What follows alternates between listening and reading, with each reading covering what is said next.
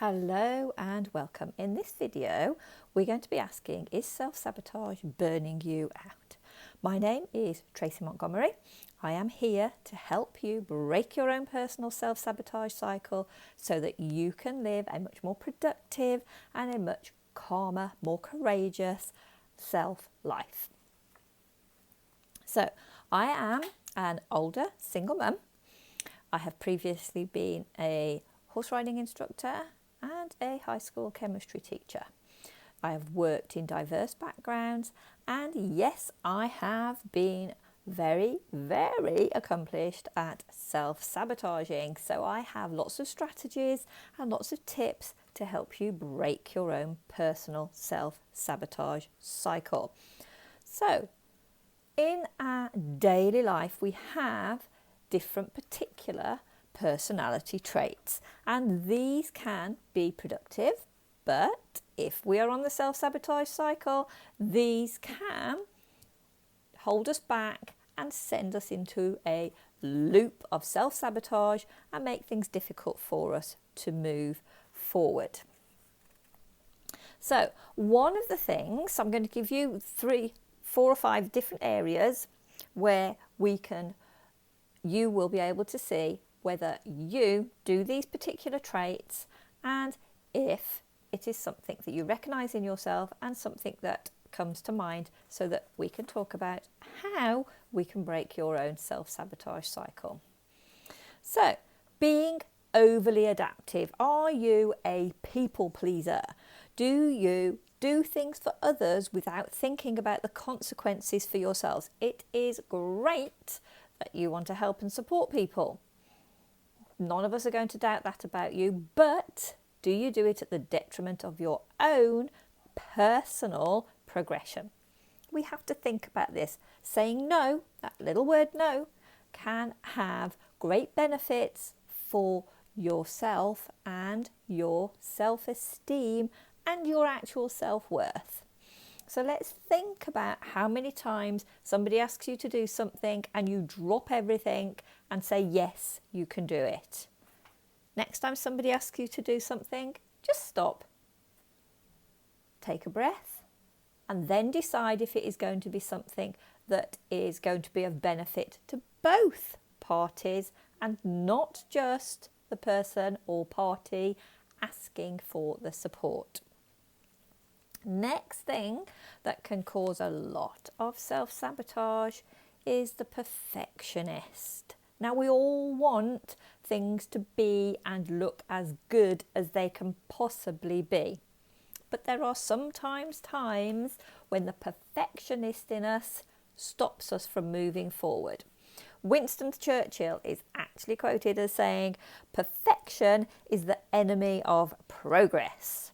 And it can be. Perfectionism can stop us from moving forward. Things being good is something that we all strive for.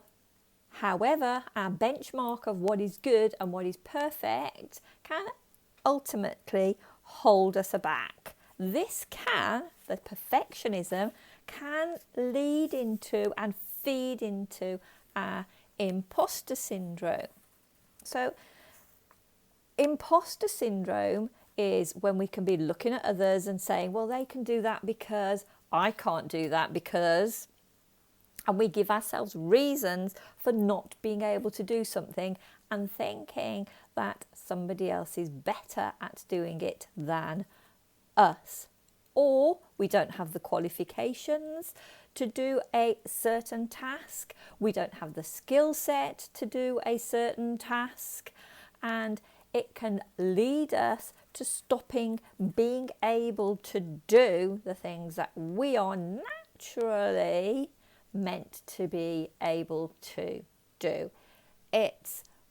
We can, in modern terms, call it comparatonitis, where we compare ourselves to what others are doing, what they have done, where they are going, and our time scale isn't on the same trajectory. The next topic, which can be similar to imposter syndrome, is when we become over engaged with a particular aspect of our lives. Now, this can be our work life, it can be going to the gym, our exercise. We can become like obsessed over something, and that can lead to us